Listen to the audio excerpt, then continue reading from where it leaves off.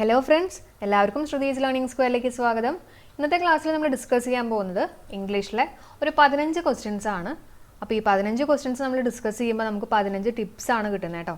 അപ്പോൾ തീർച്ചയായിട്ടും നിങ്ങൾക്ക് അറിയാത്ത ഏതെങ്കിലും ഒരു പോയിന്റ് ഞാൻ പറഞ്ഞിട്ടുണ്ടെങ്കിൽ അതൊരു നോട്ട്ബുക്കിനകത്ത് എഴുതി വയ്ക്കാം. ഓക്കെ, അപ്പോൾ നമുക്ക് സ്റ്റാർട്ട് ചെയ്യാം. അപ്പോൾ നമുക്ക് ഫസ്റ്റ് ക്വസ്റ്റ്യനിലേക്ക് കയറാം. When I met Sita she dash as a lecturer in the college. എന്തായിരിക്കും ആൻസർ വരുന്നത്? വാസ് വർക്കിംഗ് അല്ലേ? നിങ്ങൾക്ക് എല്ലാവർക്കും അറിയാവുന്ന ഞാൻ വിശ്വസിക്കുകയാണ്. അപ്പോൾ എങ്ങനെ നമ്മൾ ആൻസറിലേക്ക് എത്തിയത്? ഒരു കാര്യം നടന്നുകൊണ്ടേയിരിക്കുന്ന സമയത്ത് വേറൊരു കാര്യം ഇൻട്രപ്റ്റ് ചെയ്ത് കഴിഞ്ഞാൽ നടന്നുകൊണ്ടേയിരിക്കുന്ന കാര്യം എങ്ങനെ നമ്മൾ പറയുന്നത്? പാസ്റ്റ് കണ്ടിന്യൂസ് ടെൻസിൽ പറയും അല്ലേ? പാസ്റ്റ് കണ്ടിന്യൂസ് ടെൻസിൽ പറയും. ഇൻട്രപ്റ്റ് ചെയ്തിട്ടുള്ള കാര്യം നമ്മൾ എങ്ങനെയാണ് പറയുന്നത്? സിമ്പിൾ പാസ്റ്റ് ടെൻസ്, അതായത് V2 ഫോമിൽ പറയും. ഇനി നമുക്ക് ഈ ഒരു ക്വസ്റ്റ്യൻ ശ്രദ്ധിക്കാം. When I met Sita she dash as a lecture in the college. അതായത് അവൾ ലെക്ചറായിട്ട് വർക്ക് ചെയ്തുകൊണ്ടേയിരിക്കുകയായിരുന്നു. ഇപ്പം കണ്ടോ, പാസ്റ്റ് കണ്ടിന്യൂസ് ടെൻസ് ആണ്. ആ സമയത്താണ് ഞാൻ അവളെ മീറ്റ് ചെയ്തത്. അപ്പം ഇതാണ് ഇവിടെ ഇൻട്രപ്റ്റ് ചെയ്തിട്ടുള്ള കേസ്. അപ്പോൾ ഇത് ഏത് ഫോം ആയിരിക്കും? V2 form. ഓക്കെ, അടുത്ത ക്വസ്റ്റ്യൻ. അപ്പോൾ ഈ ടൈപ്പ് ക്വസ്റ്റ്യൻസ് നമ്മുടെ കഴിഞ്ഞ എക്സാംസിനൊക്കെ വന്നിട്ടുണ്ടായിരുന്നു കേട്ടോ, അപ്പോൾ ശ്രദ്ധിക്കണേ. അടുത്ത ക്വസ്റ്റ്യൻ നോക്കാം. We are quite use to dash in queues. നമ്മുടെ ആൻസർ എന്താ വരുന്നത്? വെയിറ്റിംഗ് ആണ് അല്ലേ? വെയിറ്റിംഗ് ആണ്. അപ്പോൾ എങ്ങനെയാണ് നമ്മൾ ഈ ഒരു ആൻസറിലേക്ക് എത്തിയെന്നുള്ളത് നോക്കാം കേട്ടോ. ഇവിടെ യൂസ് ടു എന്ന് പറഞ്ഞു കഴിഞ്ഞാൽ നമ്മൾ സാധാരണ യൂസ് ടുവിന് ശേഷം എന്താ യൂസ് ചെയ്യുക? I use to dance, I use to play അല്ലേ? ഐ യൂസ് ടു സ്റ്റഡി എന്നൊക്കെ നമ്മൾ പറയും. പക്ഷെ ഇവിടെ യൂസ് ടു മാത്രമാണോ വന്നിട്ടുള്ളത്? അല്ല. അതിന് മുമ്പ് ആര് വന്നിട്ടുണ്ട്? ആറെന്ന് പറഞ്ഞിട്ടുള്ള ഒരാൾ വന്നിട്ടുണ്ട്. ആറെന്ന് പറഞ്ഞാൽ എന്താ? നമ്മുടെ ബി ഫാമിലിയിൽ വരുന്ന ആൾക്കാരാണ് കേട്ടോ. ബി ഫാമിലി, ആറ്, എസ്, വാസ്, വേർ എന്നൊക്കെ പറഞ്ഞു പോകില്ലേ? അപ്പോൾ ഇതേപോലെ യൂസ് ടുവിന് മുമ്പ് ഈ ആറോ എസ്സോ അല്ലെങ്കിൽ ബി ഫാമിലിയിലുള്ള ആരെങ്കിലും വരികയാണെങ്കിൽ നമ്മൾ വെർബിൻ്റെ ഒപ്പം എന്ത് കൂട്ടി പറയണം? ING കൂട്ടിയിട്ട് പറയണം. അതുകൊണ്ടാണ് നമ്മുടെ ആൻസർ വെയിറ്റിംഗ് വന്നത്. അതേസമയം വെറുതെ നമ്മുടെ ക്വസ്റ്റ്യനകത്ത് യൂസ് ടു മാത്രമായിരുന്നുവെങ്കിൽ നമുക്ക് വെറുതെ V1 ഫോം മാത്രം എഴുതിയാൽ മതി. കിട്ടിയല്ലോ? അപ്പോൾ ING ഒന്നും കൂട്ടിയിട്ട് പറയാൻ പാടില്ല. ക്ലിയർ ആയെന്ന് വിശ്വസിക്കുകയാണ് കേട്ടോ. അപ്പോൾ ഈ 2 പോയിന്റുകൾ നമ്മളിവിടെ പഠിച്ചു കേട്ടോ. അടുത്ത question. He hurt his leg in an accident is the active form of. അപ്പോൾ ഇതിൻ്റെ പാസീവ് നമ്മൾ കണ്ടുപിടിക്കാനാണ് പറഞ്ഞിട്ടുള്ളത് അല്ലേ? He hurt his leg in an accident. പക്ഷേ ഈ ക്വസ്റ്റ്യനകത്ത് ചെറിയൊരു കൺഫ്യൂഷൻ വരാനുള്ള ചാൻസ് ഉണ്ട്. കാരണം ഈ ഹേർട്ട് എന്ന് പറയുമ്പോൾ ഉണ്ടല്ലോ, നമുക്കത് ഹേർട്ടിൻ്റെ 3 ഫോംസ് എന്തൊക്കെയാണ്? ഹേർട്ട്, ഹേർട്ട്, ഹേർട്ട് അല്ലേ? അപ്പോൾ ഈ കൊടുത്തിട്ടുള്ള ഹേർട്ട് V1 ഫോമാണോ, V2 ഫോമാണോ, V3 ഫോമാണോ നമ്മൾ എങ്ങനെ കണ്ടുപിടിക്കും? നമുക്കറിയാം ആക്റ്റീവ് പാസീവ് ആണെങ്കിൽ നമ്മുടെ ടെൻസ് മാറാൻ പാടില്ല എന്നൊക്കെ നമുക്കറിയാം. അതേപോലെ തന്നെ സബ്ജക്റ്റും ഒബ്ജക്റ്റും ഒക്കെ ഇൻ്റർചേഞ്ചും ചെയ്യും അല്ലേ? ഇനി നമുക്ക് ആൻസറിലേക്ക് എത്തി എന്നുള്ളത് നോക്കാം. നമ്മുടെ ആൻസർ, ഞാൻ ആദ്യം ആൻസർ പറയാം. His leg was hurt in an accident ആണ്. അപ്പോൾ എങ്ങനെ നമ്മൾ ആൻസറിലേക്ക് എത്തിയെന്നുള്ളത് നോക്കാം. ഓക്കെ, ഇപ്പോൾ സപ്പോസ് ഈ ഹേർട്ട് എന്ന് പറയുന്നത് V1 ഫോം ആയിരുന്നു എന്ന് വിചാരിക്കുക. ഓക്കെ, V1 അതായത് സിമ്പിൾ പ്രസൻറ്റൻസ് ആയിരുന്നു എന്ന് വിചാരിക്കുക. അങ്ങനെയാണെങ്കിൽ ഹി നമ്മുടെ സബ്ജക്റ്റ് ആണല്ലോ. അപ്പോൾ അങ്ങനെയാണെങ്കിൽ ഇവിടെ ഒരു എസ് വേണ്ടേ അല്ലേ? ഹി ഹേർട്സ് എന്നല്ലേ നമ്മൾ പറയുള്ളൂ. അപ്പോൾ ഇവിടെ എന്തായാലും അതല്ല എന്നുള്ളത് നമുക്ക് മനസ്സിലായി അല്ല, V1 ഫോം അല്ല. ഓക്കെ, പിന്നെ V3 ഫോം ആയിരുന്നുവെങ്കിൽ ഇവിടെ എന്ത് വരും? ഹാസോ, ഹാവോ, ഹാഡോ അങ്ങനെ എന്തെങ്കിലുമൊക്കെ വന്നേന്. അപ്പോൾ V3യും അല്ല എന്നുള്ളത് നമുക്ക് മനസ്സിലായി. അപ്പോൾ V1ഉം അല്ല, V3യും അല്ല. അപ്പോൾ ഇത് ഏത് ഫോം ആയിരിക്കും? V2 ഫോമാണെന്നുള്ളത് നമുക്ക് ക്ലിയർ ആയി അല്ലേ?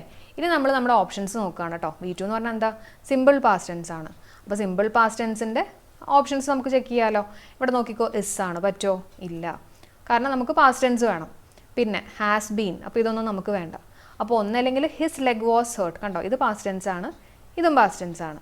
അപ്പോൾ ഒന്നല്ലെങ്കിൽ his leg was hurt in an accident, അല്ലെങ്കിൽ an accident was heartless leg എന്നും പറഞ്ഞിട്ട് കൊടുത്തു. അപ്പോൾ നമ്മുടെ ഇവിടുത്തെ ഒബ്ജക്റ്റ് എന്താ? ലെഗ് അല്ലേ? ഇതല്ലേ ഒബ്ജക്റ്റ് ആയിട്ട് വരുന്നത്? ആക്സിഡൻ്റ് അല്ല കേട്ടോ. അവൻ എന്താണ് ഹേർട്ട് ചെയ്തതെന്നൊക്കെ ചോദിക്കുകയാണെങ്കിൽ അവൻ്റെ ലെഗാണ്. അപ്പോൾ ഇതാണ് നമ്മുടെ ഒബ്ജക്റ്റ് ആയിട്ട് വരുന്നത്. അപ്പോൾ ഇത് വേണം നമ്മുടെ സെൻറ്റൻസിൻ്റെ തുടക്കത്തിൽ വരാൻ. മനസ്സിലായോ? അപ്പോൾ ഹിസ് ലെഗ് എന്ന് പറയുന്നതാണ് ഒബ്ജക്റ്റ്. അപ്പോൾ his leg was hurt in an accident ആണ് കറക്റ്റ് ആൻസർ. ഓക്കെ ആണല്ലോ? അടുത്ത ക്വസ്റ്റ്യനിലേക്ക് കയറാം. The would cutter dash a huge tree. വേഗം ആൻസർ പറഞ്ഞോ. The would cutter dash a huge tree. Yes, നമ്മുടെ ആൻസർ വരുന്നത് ഫെൽഡ് ആണ് കേട്ടോ. ഫെൽഡ് ആണ്. അപ്പോൾ എന്താ അതിൻ്റെ അർത്ഥം? വുഡ് കട്ടർ ഒരു വലിയൊരു മരം വീഴ്ത്തി എന്നുള്ളൊരു മീനിങ് ആണ് ഫെൽഡ്. അപ്പോൾ ഇവിടെ നമ്മൾ 2 കാര്യങ്ങൾ പഠിക്കുക കേട്ടോ. നമുക്ക് എല്ലാവർക്കും അറിയാവുന്ന കുറച്ച് കാര്യങ്ങളാണ്. ഫോളിൻ്റെ പാസ്റ്റ് ടെൻസ് എന്താ? ഫെല്ലുണ്ട്. V3 ഫോം വരുമ്പോൾ ഫെൽഡ് വരും അല്ലേ? അതേപോലെ തന്നെ ഫെല്ലെന്ന് പറഞ്ഞിട്ടുണ്ട്. ഫെല്ലിൻ്റെ V2 വരികയാണെങ്കിൽ ഫെൽഡും, V3 വരികയാണെങ്കിൽ ഫെൽഡും ആണ്. അപ്പോൾ ഇവിടെ പറഞ്ഞിട്ടുള്ളത് ഫെല്ലെന്ന് പറഞ്ഞാൽ എന്താ? കട്ട് ഡൗൺ എന്നൊക്കെ ഒരു മീനിങ് ആണ് വരുന്നത് കേട്ടോ. അപ്പോൾ ഇത് V1 ഫോമാണ്, ഇത് V1ഉം ഇത് V2. അപ്പോൾ നമ്മളിവിടെ എടുക്കുന്നത് ഈ ഒരു കേസാണ്, fell felled felled. The would cutter dash a huge tree എന്ന് പറയുമ്പോൾ എനിക്കിവിടെ ഫെല്ല് യൂസ് ചെയ്യാൻ പറ്റുമോ? ഇത് പറ്റുമോ? ഇല്ല, കാരണം വുഡ് കട്ടർ സിംഗുലർ ആണെങ്കിൽ ഞാനിവിടെ ഇപ്പോൾ ഇവിടെ ഒരു എസ് ഉണ്ടായിരുന്നു എങ്കിൽ എനിക്ക് വേണമെങ്കിൽ അത് കറക്റ്റായിട്ട് എടുക്കാമായിരുന്നു അല്ലേ. ഇവിടെ ഒരു എസ് ഉണ്ടായിരുന്നു എങ്കിൽ എനിക്കത് വേണമെങ്കിൽ കറക്റ്റ് ആൻസറായിട്ട് എടുക്കാമായിരുന്നു. പക്ഷേ ഇവിടെ അത് കൊടുത്തിട്ടില്ല. അപ്പോൾ എന്തായാലും V1 അല്ല എന്നുള്ളത് നമുക്ക് ക്ലിയർ ആയി. പിന്നെ എന്താ വരുന്നത്? വുഡ് കട്ട് വീഴ്ത്തി അല്ലേ, പാസ്റ്റ് ടെൻസ് ആണ്, ഫെൽഡ് ആണ് വരിക. ഓക്കെ ആണല്ലോ. അല്ലെങ്കിൽ ഈ ഫെൽഡ് ആണെങ്കിൽ ഹാഡും അങ്ങനെ എന്തെങ്കിലുമൊക്കെ വന്നേനെ. അപ്പോൾ കിട്ടിയെന്ന് വിശ്വസിക്കുകയാണ്. അടുത്ത question, add dash sugar to the tea. അപ്പോൾ എന്താ ഞാൻ ചെയ്യാൻ പറഞ്ഞിട്ടുള്ളത്? ഇതേപോലെ ഡാഷിന് ശേഷം നമുക്ക് കൗണ്ട് ചെയ്യാൻ പറ്റുമോ? ഇല്ല, അൺകൗണ്ടബിൾ ആണ്. അൺകൗണ്ടബിൾ ആണെങ്കിൽ നമുക്ക് ഫ്യൂ യൂസ് ചെയ്യാൻ പറ്റുമോ? ഇല്ല, ഫ്യൂ ഒക്കെ നമ്മൾ യൂസ് ചെയ്യുന്ന സാധാരണ നമുക്ക് കൗണ്ട് ചെയ്യാൻ പറ്റുന്ന കേസുകളൊക്കെ വരുമ്പോഴാണ്. അപ്പോൾ ഒന്നല്ലെങ്കിൽ ലിറ്റിൽ അല്ലെങ്കിൽ എ ലിറ്റിൽ. എ ലിറ്റിൽ എന്ന് പറഞ്ഞാൽ കുറച്ചുണ്ട് എന്നുള്ളൊരു മീനിങ് ആണ്. ലിറ്റിൽ എന്ന് പറഞ്ഞാൽ ഒന്നും ഇല്ല എന്നുള്ളൊരു മീനിങ് ആണ്. കാരണം ഒരു എ ഉണ്ടല്ലോ, അങ്ങനെ തന്നെ ഓർത്ത് വെച്ചാൽ മതി കേട്ടോ. അപ്പോൾ കുറച്ചുണ്ട് എന്നുള്ള രീതിയിൽ ഓർത്ത് വെച്ചേക്കാം. ഇനി എന്താ ആൻസർ വരുന്നത്? പറഞ്ഞോളൂ. കറക്റ്റാണ്, add a little sugar to the tea. കുറച്ച് പഞ്ചസാര ചേർക്കാനാണ് പറഞ്ഞിട്ടുള്ളത്. അടുത്ത ക്വസ്റ്റ്യനിലേക്ക് കയറാം. He cannot hear you dash he's deaf. വേഗം ആൻസർ പറഞ്ഞോ. He cannot hear you dash he's deaf. ഇവിടുത്തെ ആൻസർ 4 ആണ് കേട്ടോ. He cannot hear you for he's deaf. അപ്പോൾ ഈ 4ന് ഒരു മീനിങ് കൂടിയുണ്ട്, ബിക്കോസ് എന്നുള്ളൊരു മീനിങ് കൂടിയുണ്ട് കേട്ടോ. ബിക്കോസ് എന്നുള്ളൊരു മീനിങ് ഉണ്ട്. അപ്പോൾ അവന് നീ പറഞ്ഞ് കേൾക്കാൻ പറ്റില്ല, കാരണം അവൻ ഡെഫാണ്. ആ ഒരു മീനിങ് ആണ് പറഞ്ഞിട്ടുള്ളത്. ഓക്കെ, അടുത്ത ക്വസ്റ്റ്യനിലേക്ക് വരാം. Dash very poor he suffered a lot. വേഗം ആൻസർ പറഞ്ഞോ. Dash very poor he suffered a lot. നമ്മുടെ ആൻസർ ബീയിങ് ആണ്. Being very poor he suffered a lot ആണ്. അപ്പോൾ നിങ്ങൾ ഇവിടെ നോക്കിക്കഴിഞ്ഞാൽ അറിയാം, ഈ ഓൾദോയും ദോയും എന്തായാലും ഒരു ക്വസ്റ്റ്യൻ്റെ 2 ഓപ്ഷൻസ് ആയിട്ട് കൊടുത്തിരിക്കുകയാണ്. അപ്പോൾ ഇത് രണ്ടും ഒരേ മീനിങ് അല്ലേ. നമ്മൾ ഒന്നല്ലെങ്കിൽ ഓൾദോ അല്ലെങ്കിൽ ദോയ്ക്കാണ് യൂസ് ചെയ്യുന്നത്. അപ്പോൾ അത് രണ്ടും ഒരു ക്വസ്റ്റ്യനിൽ കൊടുത്തു കഴിഞ്ഞാൽ അത് രണ്ടും വരാനുള്ള ചാൻസ് എന്തായാലും ഇല്ല. ഓക്കെ, പിന്നെ സോ വെച്ചിട്ട് നമ്മളൊരു സെൻറ്റൻസ് സ്റ്റാർട്ട് ചെയ്യോ? ഇല്ല, കാരണം സോ എന്ന് പറഞ്ഞൊരു കാരണം പറയുന്നതാണ്. അപ്പോൾ എന്തായാലും ഒരു സെൻറ്റൻസിൻ്റെ സ്റ്റാർട്ടിങ് ആയിട്ടും വരില്ല. അപ്പോൾ തന്നെ നമുക്ക് ആൻസർ കിട്ടും, being very poor he suffered a lot അല്ലേ. പിന്നെ വേറൊരു കാര്യം, ഈ ഓൾദോ ദോയ്ക്കൊക്കെ ശേഷം എന്താ വരണ്ടേ? ഒരു സബ്ജക്റ്റ് ആണ് വരണ്ടേ. അപ്പോൾ അതൊന്നും അല്ല ഇവിടെ കൊടുത്തിട്ടുള്ളത്. അപ്പോൾ അതെന്തായാലും അല്ല എന്നുള്ളത് മനസ്സിലാക്കുക. ഓക്കെ, അടുത്ത ക്വസ്റ്റ്യനിലേക്ക് കയറാം. The more they laughed at him dash he became. വേഗം പറഞ്ഞോ. The more they laughed at him dash he became. എന്താ ആൻസർ വരുന്നത്?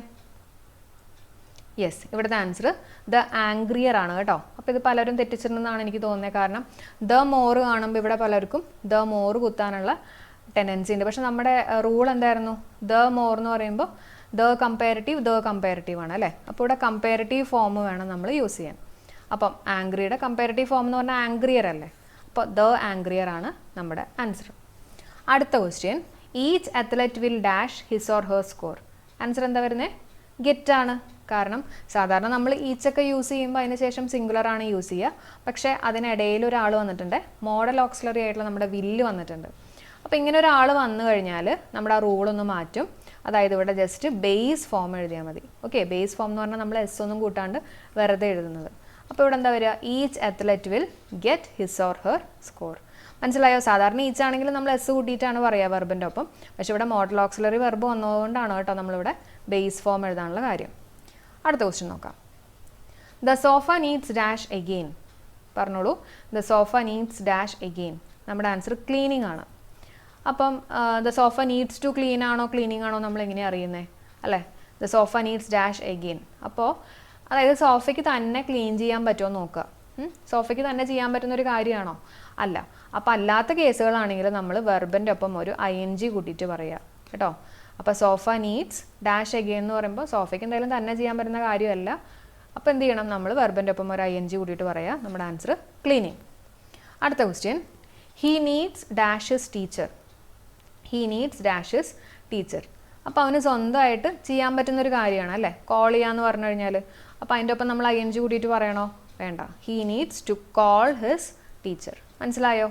അപ്പോൾ 2 കേസിലും നീഡ്സ് തന്നെയാണ് വന്നിട്ടുള്ളത്. പക്ഷേ ഈ ഒരു കേസിൽ സോഫയ്ക്ക് തന്നെ ക്ലീൻ ചെയ്യാൻ പറ്റില്ല അല്ലേ. അപ്പോൾ അതുകൊണ്ട് തന്നെ നമ്മൾ ഒരു പാസീവ് രീതിയിൽ വേണം പറയാൻ, വെർബിൻ്റെ ഒപ്പം ING കൂട്ടിയിട്ട് വേണം പറയാൻ. അതേസമയം തന്നെ ചെയ്യാൻ പറ്റുന്ന കേസുകളാണെങ്കിൽ നമ്മൾ ടു കൂട്ടിയിട്ട് പറയാം കേട്ടോ. 2 + V1 ഫോം യൂസ് ചെയ്യാം. അടുത്ത question, we won't allow dash in the class room. We won't allow dash in the class room. എന്താ ആൻസർ വരുന്നത്? Class room. നമ്മുടെ ആൻസർ വരുന്നത് സ്മോക്കിംഗ് ആണ് കേട്ടോ. We won't allow smoking in the class room. അപ്പോൾ എങ്ങനെ മനസ്സിലായി സ്മോക്കിംഗ് ആണ്? കാരണം ഈ എലൗവിന് ശേഷം ശ്രദ്ധിക്കണേ, ഈ എലൗവിന് ശേഷം ഇവിടെ ഏതെങ്കിലും ഒബ്ജക്റ്റ് വന്നിട്ടുണ്ടോ? എന്തെങ്കിലും ഒരു ഒബ്ജക്റ്റ് ഇവിടെ വന്നിട്ടുണ്ടോ? ഇല്ല. അപ്പോൾ അങ്ങനെയാണെങ്കിൽ നമ്മൾ ക്രിയയോടൊപ്പം ഒരു ING കൂട്ടിയിട്ട് പറഞ്ഞാൽ മതി കേട്ടോ. We won't allow smoking in the class room ആണ് കറക്റ്റ്. ഓക്കെ, ഇനി നമുക്ക് അടുത്ത ക്വസ്റ്റ്യനിലേക്ക് കയറാം. ഇപ്പോൾ ഇതിനകത്ത് നോക്കിക്കോളൂ. We won't allow people dash in the lecture room. അപ്പോൾ അതിൻ്റെ ഒരു ഡിഫറൻസ് മനസ്സിലാക്കാനാണ് ഈ ഒരു ക്വസ്റ്റ്യൻ കൂടി ഇട്ടേക്കുന്നത്. വി വോണ്ട് അലൗ, എലൗവിന് ശേഷം എന്ത് വന്നു? ഒരു ഒബ്ജക്റ്റ് വന്നു അല്ലേ? അപ്പോൾ ഇതേപോലെ ഒരു ഒബ്ജക്റ്റ് വരികയാണെങ്കിൽ അതിനുശേഷം നമ്മൾ എങ്ങനെ പറയണം? നമ്മൾ ടു കൂട്ടിയിട്ട് പറയണം. ഓക്കെ, ടു ഇൻഫിനിറ്റീവ് ആണ് നമ്മൾ യൂസ് ചെയ്യുക. അപ്പോൾ ശ്രദ്ധിക്കണേ, എലൗ ഒറ്റയ്ക്കായിരുന്നു എങ്കിൽ നമ്മൾ നേരത്തെ കണ്ടോ, എലൗ ഒറ്റയ്ക്കായിരുന്നു, അതിന് ശേഷം ഒബ്ജക്റ്റ് ഒന്നും ഇല്ല. അപ്പോൾ നമ്മൾ വെർബിൻ്റെ ഒപ്പം ING കൂട്ടിയിട്ട് പറയുക. അതേസമയം എലൗവിന് ശേഷം ഏതെങ്കിലും ഒരു ഒബ്ജക്റ്റ് ഉണ്ടെങ്കിൽ നമ്മൾ ടു ഇൻഫിനിറ്റീവ് യൂസ് ചെയ്യുക. ഓക്കെ ആണല്ലോ? യെസ്. അടുത്ത question. She cried as if she dash the ghost. വേഗം ആൻസർ പറഞ്ഞോ. She cried as if she dash the ghost. ഇവിടുത്തെ ആൻസർ ഹാഡ് സീൻ ആണ് അല്ലേ? She cried as if she had seen the ghost ആണ്. അപ്പോൾ എങ്ങനെ മനസ്സിലായേ? കാരണം ഇവിടെ നോക്കുക, ഈ ആസ് ഇഫ് അല്ലെങ്കിൽ ആസ് ദോ ഒക്കെ വന്നു കഴിഞ്ഞാൽ അതിന് മുമ്പിൽ V2 ഫോം ആണെങ്കിൽ അതിന് ശേഷം നമ്മൾ യൂസ് ചെയ്യണത് എന്തായിരിക്കും? V2 എന്ന് പറഞ്ഞാൽ സിമ്പിൾ പാസ്റ്റ് ടെൻസ് അല്ലേ? അതിനേക്കാൾ മുമ്പത്തെ കേസ്, അപ്പോൾ അത് ഏതായിരിക്കും വരുന്നത്? പാസ്റ്റ് പെർഫെക്റ്റ് ടെൻസ് അല്ലേ? അപ്പോൾ ഹാഡ് സീൻ ആണ് വരിക. ഓക്കെ ആണോ? അടുത്ത് നോക്കാം. I took Arun and dash to the zoo. നമ്മുടെ ആൻസർ എന്താ വരുന്നത്? I took Arun and a friend of his ആണ് കേട്ടോ. അത് ഇമ്പോർട്ടൻ്റ് ആണ്. അപ്പോൾ എന്തുകൊണ്ടാണ് നമ്മൾ ഈ ഒരു ആൻസറിലേക്ക് വന്നതെന്ന് വെച്ചിട്ടുണ്ടെങ്കിൽ ഈ ഓഫ് ഉണ്ടല്ലോ, ഓഫിന് ശേഷം നമ്മൾ എപ്പോഴും എന്താ യൂസ് ചെയ്യേണ്ടത്? പൊസസീവ് ഫോം യൂസ് ചെയ്യുക. അതായത് പൊസസീവ് പ്രോനൗൺസ് ആയിരിക്കും വരുന്നത് കേട്ടോ. പൊസസീവ് ഫോംസ് വേണം യൂസ് ചെയ്യുക, പൊസസീവ് പ്രോനൗൺ. അപ്പോൾ ഇവിടെ എന്താ ആൻസർ വരുന്നത്? ഹിസ് ആണ്. അല്ലെങ്കിൽ നിങ്ങളൊന്ന് ആലോചിച്ചോളൂ, ഹിസ് ഫ്രണ്ട് എന്നൊക്കെയല്ലേ നമ്മൾ പറയാം അല്ലേ? അവൻ്റെ ഫ്രണ്ട്, ഹിസ് ഫ്രണ്ട്. അത് തന്നെ ഇവിടേക്ക് വന്നു കഴിഞ്ഞപ്പോഴേക്കും എ ഫ്രണ്ട് ഓഫ് ഹിസ് ആയി. അങ്ങനെ ഓർത്താലും മതി കേട്ടോ. അപ്പോൾ I took Arun and a friend of his to the zoo ആണ് ആൻസർ. അപ്പോൾ നമ്മൾ 15 ക്വസ്റ്റ്യൻസ് ഇവിടെ കംപ്ലീറ്റ് ചെയ്തിട്ടുണ്ട്. അപ്പോൾ നിങ്ങൾക്ക് കിട്ടിയിട്ടുള്ള അല്ലെങ്കിൽ നിങ്ങൾ തെറ്റിച്ചിട്ടുള്ള കാര്യങ്ങളൊക്കെ ഞാൻ നേരത്തെ പറഞ്ഞ പോലെ ഒരു ബുക്കിനകത്ത് നോട്ട് ചെയ്ത് വെക്കുക. അപ്പം എല്ലാവർക്കും ഈ ഒരു സെക്ഷൻ യൂസ്ഫുൾ ആയിട്ടുണ്ടെങ്കിൽ തീർച്ചയായിട്ടും കമൻറ്റ് ചെയ്യുക. നമ്മുടെ ചാനലിനെ കുറിച്ച് നിങ്ങളുടെ ഫ്രണ്ട്സിൻ്റെ അടുത്ത് മാക്സിമം ഷെയർ ചെയ്യുക, സപ്പോർട്ട് ചെയ്യുക, കമൻറ്റ് ചെയ്യുക. കമൻറ്റ്സ് മറക്കരുത്. അതേപോലെ തന്നെ ഒന്ന് ലൈക്ക് ചെയ്യുക. ഓക്കെ, അപ്പോൾ നമുക്ക് നെക്സ്റ്റ് വീഡിയോയിൽ കാണാം. എല്ലാവർക്കും bye. Thank you all for supporting.